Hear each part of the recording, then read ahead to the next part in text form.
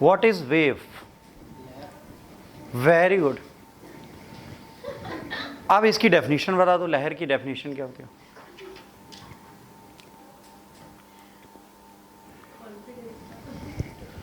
Sir Bing back, तरंग धरिया, धारिया धराएं। अच्छा,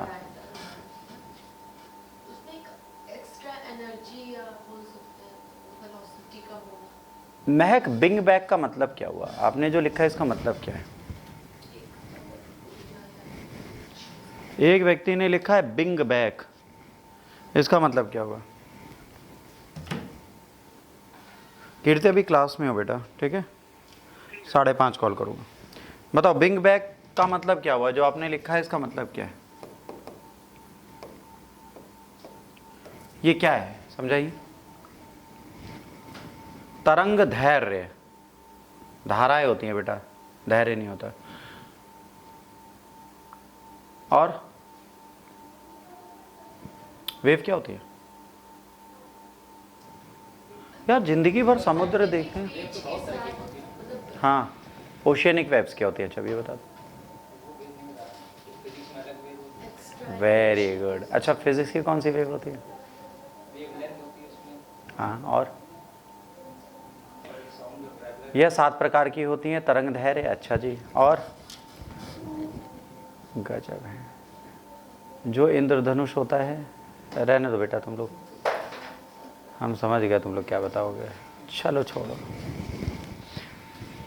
आइए, हमें आज पढ़ना है व्हाट इज रग वेव। रग वेव क्या होती है, ये किस प्रकार बनती है, ये क्यों न्यूज़ में है, इसका क्या कारण है, ये कैसे प्रयोग में लाते हैं। तो रग wave much bigger than the wave around them have historically been very dangerous to ship and the structures.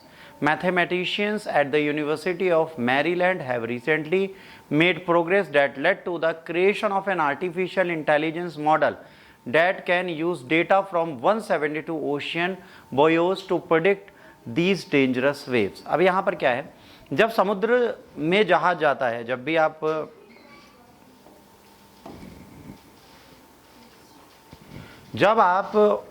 Ocean में कोई भी चीज़ भेजते हैं, ठीक है, जैसे मान लीजिए ये शिप है, ठीक है, ये है, और अगर इसके आसपास ऐसी वेव्स उठ रही हैं, ठीक है, और या इसके साइड में ऐसी वेव्स हैं, तो इससे क्या होगा, कहीं ना कहीं शिप जो होगा वो डैमेज होगा, डिस्ट्रॉय होगा, इवन ड्रॉन कर सकता है। तो अगर इस चीज़ को हम पहले से क्लियरली देख लें और समझ लें कि भाई ये कैसे काम करता है, किस तरीके से ओशियनिक वेव्स बनती है, इनका मेन काम क्या होता है, किस तरीके से काम करते हैं, तो आज की डेट में हमारे पास एक सबसे अच्छा ऑप्शन है जिसको बोलते हैं आर्टिफिशियल इंटेलिजेंस।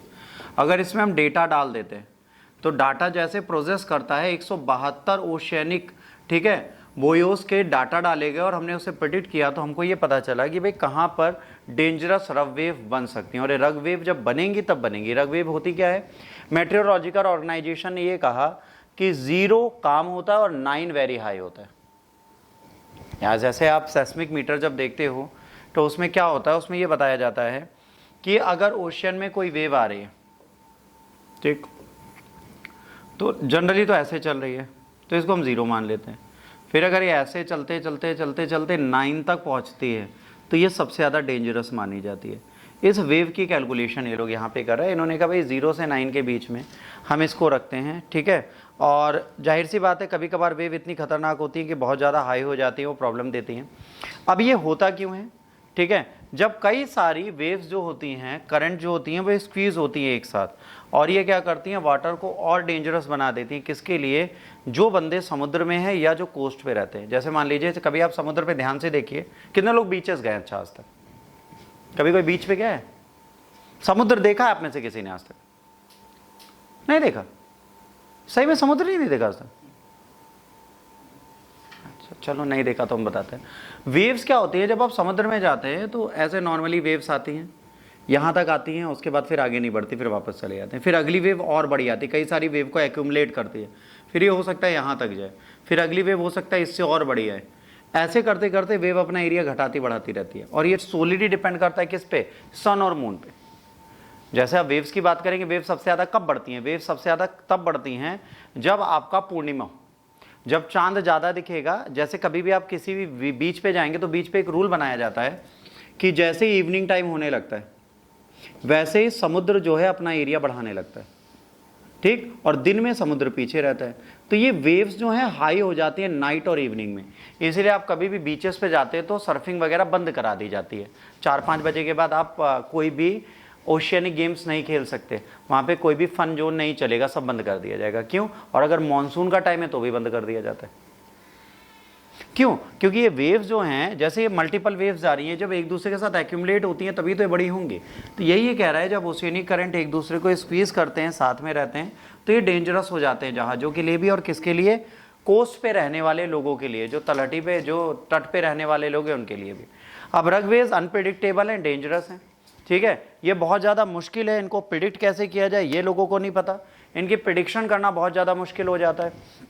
ये कहा जाता है कि 2011 से लेकर 2028 के बीच में, 2011 से लेकर 2018 के बीच में 386 लोग मरे सिर्फ इसी रफ वेव से। रीज़न, ये एक ऐसी वेव है जिसकी प्रेडिक्शन नहीं है, मतलब सुनामी आए तो हमें पता चल जाता है, अर्थक्वेक से कोई वेव आए हमें पता है, ओशियन में एक सडन हैवी वेव आई और उसने जहाज को डुबो दिया, या अचानक से अनप्रिडिक्टेड वेव एक आई कोस्ट पे और लोग खेल रहे थे उनको लेके चली गई। तो ये क्या करती है? लोगों को मार रही है। तो ये 2011 से 2018 तक 386 लोगों को मार चुकी, 24 शिप जो थे इनको ये क्या श्रिंक कर चुकी। और अर्ली वार्निंग सिस्टम कितना इंपॉर्टेंट है इसके बारे में अब बात की जा रही है कि भाई अगर कोई भी रफ वेव भी आती है तो उसकी हमें पहले से प्रेडिक्शन होनी चाहिए। तो सबने कहा कि सर बहुत अच्छी चीज़ है, आपको रफ वेव की प्रेडिक्शन होनी चाहिए। तो उसके लिए क्या हुआ, AI है ना, 20 मिनट का डेटाबेस है, इसने सैंपल्स उठाए और इसने चीज़ें बता दी। अब इसने एक्यूरेसी क्या दे दी, इसने ऐसी वेव को प्रिडिक्ट कर दिया तकरीबन 5 मिनट पहले कि एक खतरनाक वेव आने वाली। 5 मिनट अर्ली वार्निंग ये देने में सक्षम हो गया है। अब एक अच्छी चीज़, अगर 5 मिनट पहले भी आपको पता चलेगा, आप समुद्र के उस कोस्ट से दूर तो भाग सकते हो। जैसे बहुत बड़ी गलती हुई थी सुनामी के टाइम पे, आपको नहीं पता, मैं आपको बताऊं, जब 2004 से पहले की बात है, ये 3 या 4 की बात है, जब सुनामी आई थी बहुत बड़ी जावा सुमात्रा में, जिसने चेन्नई कोस्ट को भी हिट किया था। जब चेन्नई कोस्ट को सुनामी ने हिट किया था तो उसने क्या किया था, मान लीजिए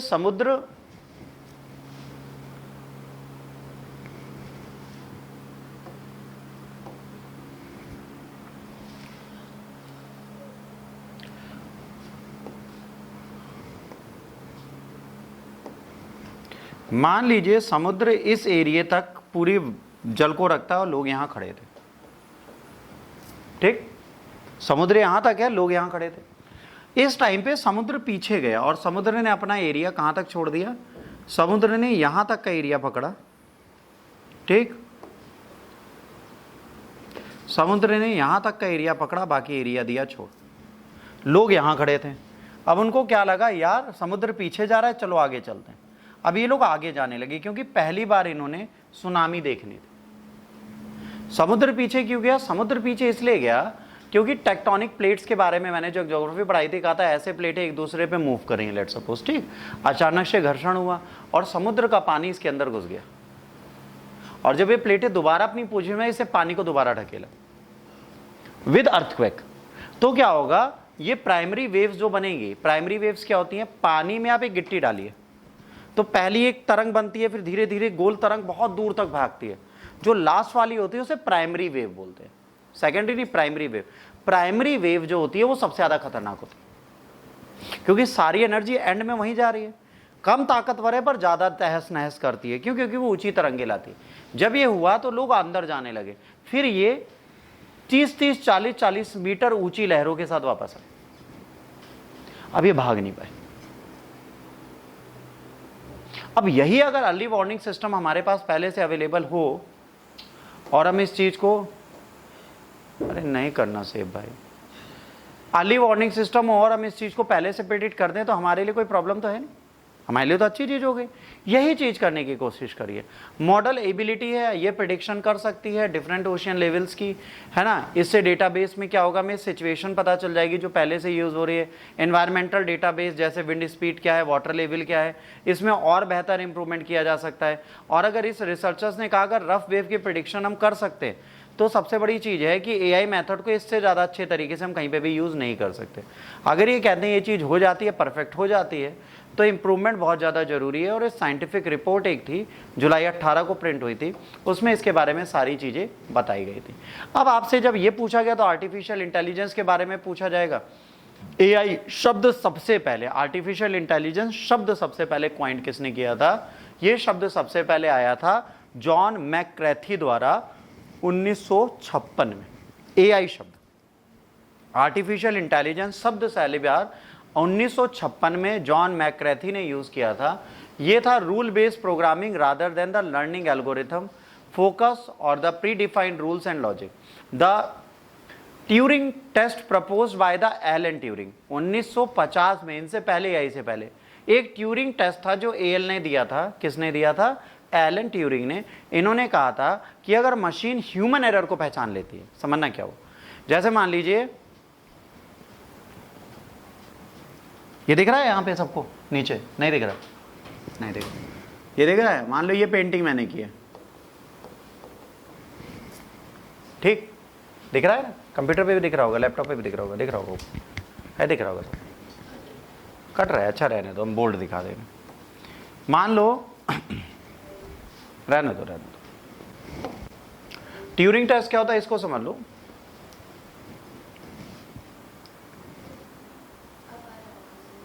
अरे कोई बात। ट्यूरिंग टेस्ट क्या होता है? ट्यूरिंग टेस्ट का मतलब ये होता है कि मान लो कंप्यूटर के सामने हमने ये 4 इमेजेस रख दी, देख,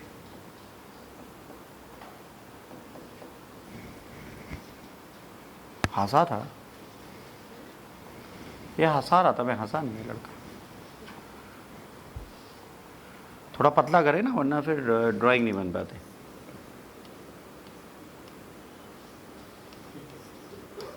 एक ये मशीन ने बनाई, ठीक, इसके बाद एक ये मैंने बनाई, ये जी बार, ठीक, इसके बाद एक मैंने ये बनाई, ठीक। अब मशीन के सामने रख दिया गया और कहा गया ये बताओ इसमें से मशीन ने कौन सी बनाई है और ह्यूमन ने कौन सी बनाई। इसे क्या पूछा गया मशीन से? आप ये बताइए मशीन मेड कौन सी है, ह्यूमन मेड कौन सी? इसको बोलते हैं ट्यूरिंग टेस्ट, ठीक है। अब ये ट्यूरिंग टेस्ट में मशीन को बताना है कि ये भी ह्यूमन ने बनाई है, ये भी ह्यूमन ने बनाई, ये भी ह्यूमन ने बनाई, ये भी ह्यूमन ने। मजेदार बात है, एक ने बनाई है और उसको ड्राइंग बिल्कुल नहीं आती। अगर ये बता ले गई तो पास हो गई। अच्छा, इसमें सिर्फ ये नहीं रखते। अब जैसे क्या होता है, आज कर्सिव हैंडराइटिंग ह्यूमंस भी बहुत अच्छी लिखते हैं, है ना। जैसे मान लीजिए हमको ई लिखना है तो हम भी ऐसे ई लिख सकते हैं, ठीक, और कंप्यूटर भी एग्जैक्टली ऐसे ई लिख दे। अब ट्यूरिंग टेस्ट में ये पूछा जाएगा यू वाला ई तुम्हारा है कि ये वाला ई तुम्हारा है। अगर ये पहचान जाता है तो ट्यूरिंग टेस्ट पास, ठीक। कभी कभार क्या होता है, बहुत सारे ऐसे अल्फ़ाबेट होते हैं जिनको ग्रामेटिकली बहुत सुंदर लिखा जाता है, ठीक है, कई सारे लोग अलग अलग लिखते हैं। अब ये ह्यूमन ने लिखा है कि ये ह्यूमन ने लिखा है। अगर इस चीज़ को ये पहचानना सीख जाए, ठीक है। देखो कर्सिव हैंडराइटिंग कभी बहुत अच्छी होती थी, आजकल कर्सिव को यूज़ ही नहीं करता। और यूपीएससी में तो कर्सिव का भला ही नहीं होता, क्योंकि जितना डिज़ाइन बनाएंगे उतने में तो पेपर छूट जाएगा, तो जल्दी जल्दी लिखते हैं तो कबाड़ा हो जाती है सबकी हैंडराइटिंग। बट अगर ये और ये आप पहचान जाओ, जैसे कहे सर ये मशीन ने लिखा है, ये हमने लिखा है, और ये अगर पहचान जाए मशीन, तो वो एआई पास कर जाती है। हमारी धरती की पहली एआई टूल थी जिसको बोलते हैं chat GPT.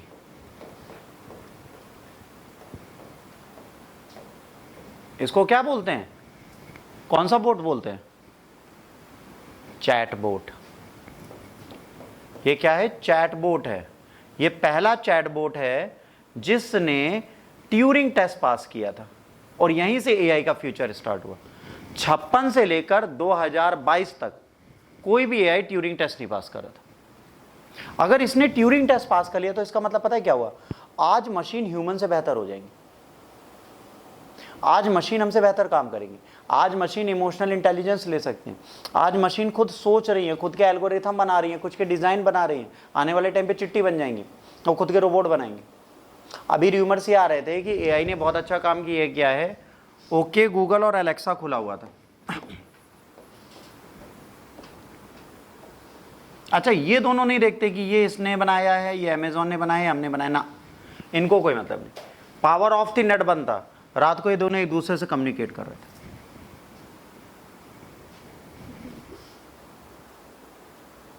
AI are talking to each other, और AI से पूछो what is your main aim, पता है क्या बोलते हैं? To end the human race and rule of AI। ये आज भी हो रहा है। अब ट्यूरिंग टेस्ट पास करने का मतलब है इसमें इमोशनल क्वेश्चन आ जाएगा, इंटेलिजेंट क्वेश्चन आ जाएगा, ह्यूमन बिहेवियर प्रेडिक्शन आ जाएगी। जैसे आप सोचिए एक ओशियनिक वेव डाली जा रही है, उसका लाइफ प्रेडिक्शन कर दे रही है कि 5 मिनट बाद ये वेव आएगी। अगर AI बेस्ड एस्ट्रोलॉजर बैठा हो जिसने तकरीबन 2 लाख कुंडलियां पहले से पढ़ी हो और उसके सामने आप अपना चार्ट डालो, वो बेस्ट प्रेडिक्शन दे दे आपको पहले से बना के, क्या करोगे आप? और ऐसी एक्यूरेट प्रेडिक्शन दे देगा आपकी डेथ का टाइम तक प्रेडिक्ट कर दे। खतरनाक हो गया, एकदम खतरनाक है ये। और सबसे बड़ी बात है, इससे ज्यादा खतरा क्या है? इससे ज्यादा खतरा ये है कि ह्यूमन बिहेवियर को जानता है, मतलब what will be our next move, machine को पता है। तुम्हारी अथा क्या है वो उसको पता है। तो AI is a very good thing but is a ticking bomb, जो जितना खतरनाक होता जाएगा, जितना मजबूत बनाते जाओगे, उतना आपको बर्बाद करता जाएगा। अभी जैसे कोरिया में क्या हुआ था, आपको पढ़ाया था, याद है ना, रोबोट सुसाइड। तो रोबोट सुसाइड में क्या था, वो रोबोट सुसाइड एक्चुअली हमने बोल दिया, रोबोट मरा नहीं, रोबोट गलती से गिर गया, बट हमने कहा कि उस पर इतना वर्कलोड था, उसने आत्महत्या कर ली। अगर उसने आत्महत्या कर ली इसका मतलब क्या हुआ?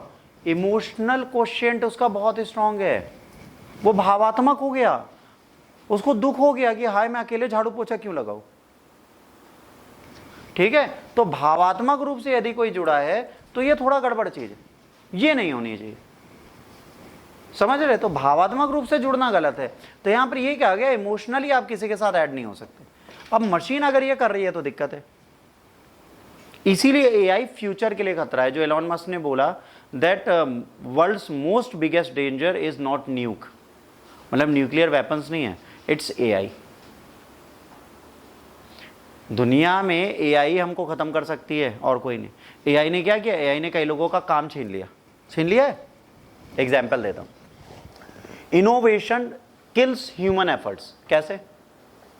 लेट सपोज पहले आपने देखा होगा नेट जियोग्राफी चलता था, एक हेलीकॉप्टर उड़ता था और एक कैमरामैन कैमरा लेके जानवरों को शूट करता था, है ना। Then we came with a new idea known as drones. Drones के आते ही 2 लोगों का रोजगार चला गया, cameraman and helicopter makers and helicopter flyers. Market खत्म कर दी।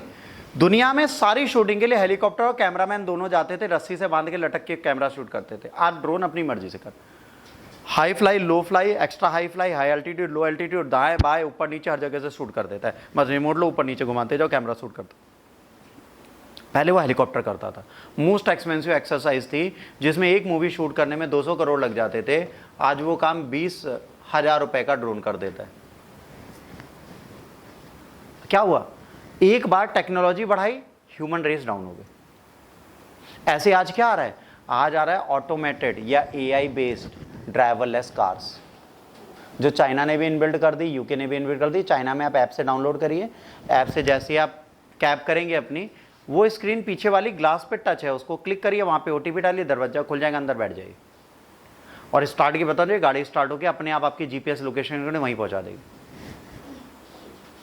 Without doing anything. अब इसने क्या किया? एफिशिएंट ड्राइवर्स नो मोर।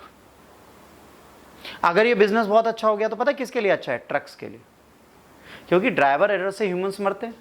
रात को ट्रक वाला दारू पीता है, सो जाता है और गाड़ी चलाने लगता है, इंसान मरते हैं। पूरे वर्ल्ड के ट्रक ड्राइवर्स की लाइफ खत्म। और आपको बता दें, कनाडा 90% जो इंडियंस जाते हैं दे डू